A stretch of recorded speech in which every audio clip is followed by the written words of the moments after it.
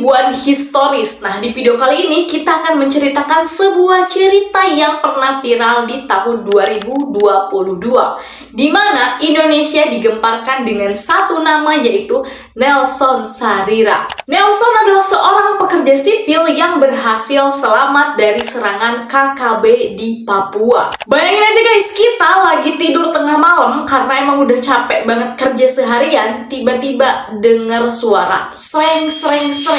Sreng-srengnya bukan suara emak lagi masak ya. Ini tuh suara senjata tajam seperti celurit, bedog, kampak. Bahkan ada juga suara tembakan. Terus pas kita udah melek dari tidur, kita liatin sekelompok orang lagi menghabisi nyawa teman-teman kita, dan untuk persekian detik nanti tuh giliran kita. Di tengah hutan yang sunyi jauh kemana-mana, kamu baru sadar kalau lagi berada di ujung maut. Nah, Nelson ini berhasil selamat dari kejadian menyeramkan itu. Nah, pertanyaannya gimana caranya Nelson bisa berhasil selamat? Dan sebenarnya pada saat kejadian tuh emang lagi ngapain sih kok bisa tiba-tiba kayak gitu? Nah, buat kalian yang penasaran gimana cerita atau kronologi lengkapnya, langsung aja yuk kita ke pembahasannya.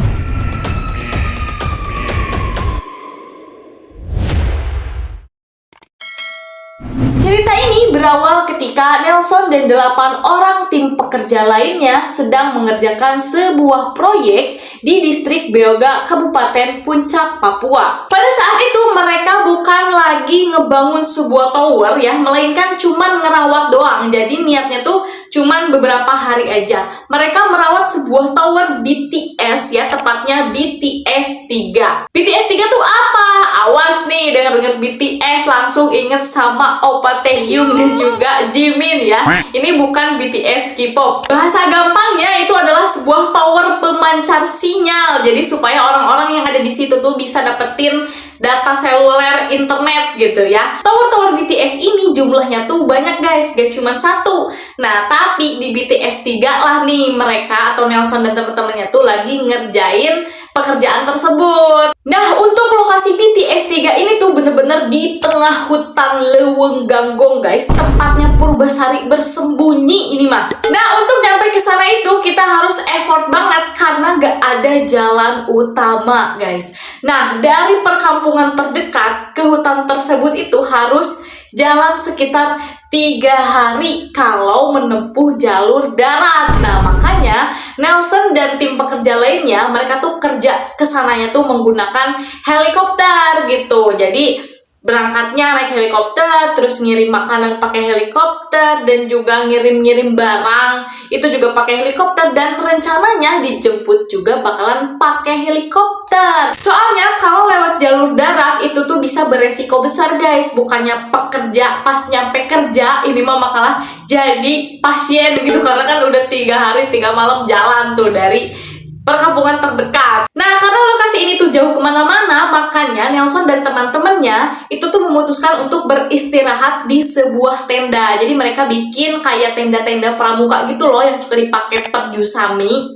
Kasihan dong tidurnya cuman di tenda doang, padahal kan itu lagi ngerjain proyek yang cukup besar. Nah, itulah guys perjuangan para pekerja yang ada di muka bumi ini. Pada hebat-hebat banget emang. Mereka beneran cuman kerja, ingin menyelesaikan tugas, dapat duit lalu pulang. Tapi kalian tahu gak sih apa yang lebih kasihan? Yaitu pada saat proyek tersebut mereka tidak didampingi oleh TNI ataupun Polri.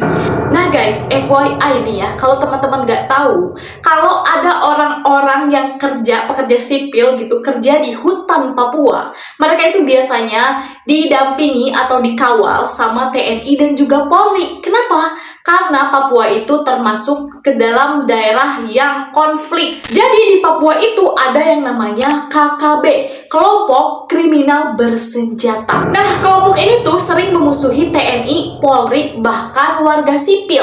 Sebenarnya keinginan mereka adalah untuk memerdekakan daerah Papua gitu. Jadi mereka tuh maunya Papua tuh misah dari Indonesia, menciptakan negara sendiri. Makanya salah satu bentuk atau protesnya mereka mereka itu adalah dengan cara melakukan kriminal-kriminal dan juga hal-hal yang cukup anarkis. Nah, singkat cerita nih guys, di tanggal 2 Maret 2022 di jam 03.00 waktu Indonesia Timur, jadi di dini hari menjelang subuh gitu ya, ketika Nelson dan teman-temannya lagi tidur, tiba-tiba ada sekelompok yang diduga KKB tiba-tiba mengawasi dan juga menyerang mereka. Dalam hitungan detik, para pekerja ini dibantai satu persatu guys. Ada yang langsung tumbang, ada yang coba melawan, dan yang paling parah, ada juga yang lagi tertidur nyenyak, tiba-tiba langsung ditebas sampai itunya tuh terpisah dari badannya.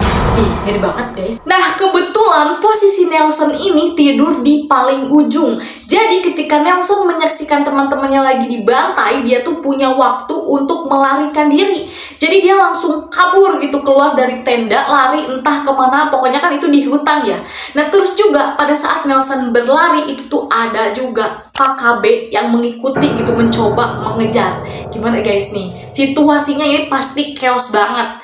Kita ngebayanginnya aja udah kayak, wah gak sanggup nih. Kenapa? Karena ya gimana guys, ini kita lagi dikejar-kejar sama orang yang mau ngebunuh kita. Setelah Nelson berlari, Nelson memutuskan untuk bersembunyi di semak-semak. Nah, pada saat bersembunyi juga ada tuh kelompok KKB ini masih nyariin Nelson dengan cara nyenterin gitu pakai lampu senter yang bulat ya, zaman jadul gitu pada saat kita mati lampu. Nah, disorot-sorotin, tapi untungnya di situ Nelson gak ketahuan. Nah, di saat itu juga ternyata ada sebuah kejadian mistis. Menurut pernyataannya Nelson saat diwawancara, dia mengaku kalau dia tuh mendapatkan kejadian yang cukup aneh di mana dia di situ mendengarkan bisikan-bisikan yang entah dari mana gitu datangnya. Ya kemungkinan ini dari orang-orang makhluk-makhluk gaib gitu yang membantu Nelson supaya bisa selamat. Di mana di situ bisikannya tuh berisi seperti ini. Naiklah ke bukit dan bersembunyi di situ. Nah, sebenarnya ya guys, kalau kejadian mistis yang terjadi di gunung atau di hutan kayak gini tuh bukan hal yang aneh lagi. Karena gak sedikit orang-orang yang tersesat di hutan itu bisa selamat dibantu sama ya makhluk-makhluk seperti ini gitu. Kadang ada bisikan yang terdengar entah dari mana, ada juga yang dituntun sama burung, bahkan juga ada yang dituntun sama sebuah cahaya atau kunang-kunang. Setelah sampai di bukit, tubuh Nelson tuh bener-bener gemeter parah dan di situ dia baru tuh nge-freeze, diem gak bisa ngapa-ngapain. Nah, kondisi nge-freeze ini ya guys sebenarnya umum banget dialami sama manusia yang baru aja mengalami kejadian yang traumatik, apalagi kejadian Nelson ini mah trauma parah sih pastinya. Cuman nge-freeze orang itu berbeda-beda. Untungnya Nelson nggak nge-freeze pada saat masih di tenda, pada saat masih ada KKB-nya. Untung nge-freeze-nya udah ada di bukit gitu, udah aman. Karena ada loh beberapa orang yang ketika mengalami kejadian mengerikan, dia tuh gak bisa kabur, dia tuh cuman bisa diem aja. Dan ini adalah reaksi orang yang emang normal dan cuman beda-beda aja gitu. Makanya kalau teman-teman lihat film Indosiar gitu ya, yang mau dia tuh ketabrak, bukannya minggir malah gitu. Nah sebenarnya ini tuh wajar karena emang reaksi orang terhadap sesuatu kejadian, apalagi kejadiannya traumatik, itu tuh responnya beda-beda. Jadi sebenarnya Indosiar tuh gak salah-salah amat sih, cuman karena drama kali ya jadi dilama-lamain, jadi kitanya yang nonton tuh gerga. Nah guys, balik lagi ke ceritanya. Beberapa jam kemudian matahari pun udah mulai muncul nih, udah mulai pagi. Nah di situ keadaan Nelson udah mulai membaik gitu, gak terlalu nge-freeze, udah mulai sadar. Dan dia tuh berinisiatif dan juga penasaran ingin melihat keadaan teman-temannya. Makanya pada saat dia di bukit, dia tuh turun lagi untuk mengecek keadaan tenda. Itu juga turunnya sambil berhati-hati ya guys, karena takutnya Nelson tuh berhadapan lagi gitu sama si KKB tadi. Mengingat sebelumnya dia tuh berhasil kabur dan orang KKB-nya tuh menyadari kalau ada satu orang yang kabur. Setelah sampai di bawah, pemandangan yang tidak pernah terbayangkan oleh Nelson kini harus dia saksikan dengan kedua matanya. Dimana area itu tuh terpenuhi atau terbanjiri sama teman-temannya, dan juga keadaan teman-temannya itu udah bener-bener mengkhawatirkan banget karena ada beberapa bagian tubuh yang memang terpisah. Dan di situ karena Nelson masih dalam keadaan takut ya, takut si KKB-nya balik lagi. Di situ dia nggak lama-lama tuh di tendanya, dia langsung buru-buru ngambilin barang-barang yang sekiranya bisa dia pakai buat sembunyi lagi. Nah, tapi ternyata guys, barang-barang yang tersedia di tenda itu cuman sisa sedikit. Jadi si KKB ini tuh nggak cuman menghabisi nyawa teman-temannya Nelson, tapi juga mengambil alias mencuri barang-barang berharga seperti HP, uang, terus baju-baju yang oke gitu dibawa tuh sama KKB-nya. Akhirnya Nelson cuman mengambil beberapa barang, salah satunya itu sarung, sleeping bag, dan juga makanan dan juga minuman yang cuman sisa sedikit aja. Kemudian Nelson keluar gitu untuk mencari pertolongan. Nah, karena bingung, dia tuh inisiatif aja untuk memberikan sinyal di CCTV yang memang memantau proyek BTS 3 ini. Nah, di situ Nelson berusaha banget untuk meminta pertolongan berkali-kali, memberikan kode yang mengisyaratkan SOS gitu, butuh bantuan. Dia melakukan hal ini di Tower BTS 3 tanggal 2 Maret 2022, jadi masih di hari yang sama, tepatnya di jam 13.00 waktu Indonesia Timur, jadi siang hari. Tapi teman-teman tahu nggak ini termonitornya di jam berapa?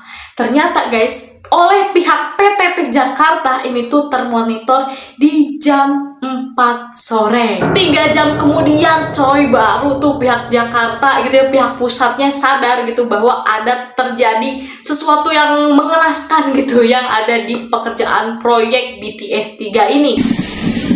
Bantu saya bang, jemput saya.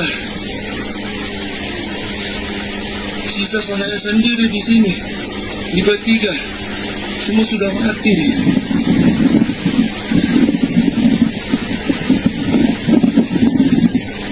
Dan Nelson juga sempat membuat tuh sebuah tulisan yang tertulis jelas, yaitu jemput sisa saya sendiri. Setelah CCTV ini tersebar luas, akhirnya para jajaran TNI dan juga Polri khususnya yang ada di daerah Papua, mereka menginisiasikan untuk segera menyelamatkan Nelson.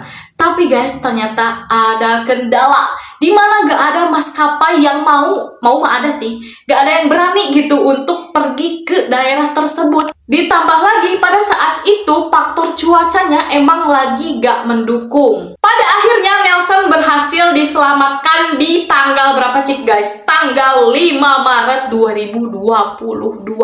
Tuh di 3 hari kemudian, 2, 3, 4, 5 4 hari guys, 4 hari berjalan tuh barulah Nelson bisa diselamatkan.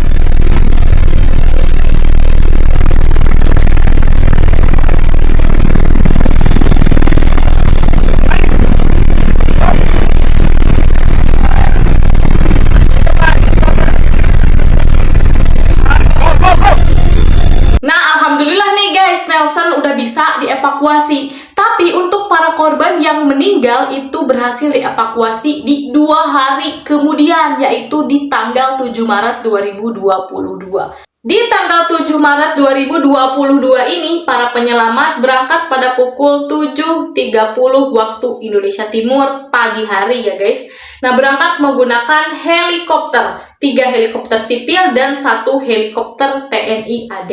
Kemudian mereka dibawa oleh ambulan menuju RSUD Mimika Papua untuk dilakukan otopsi. Setelah kejadian tersebut, Nelson mengalami trauma yang cukup berat ya.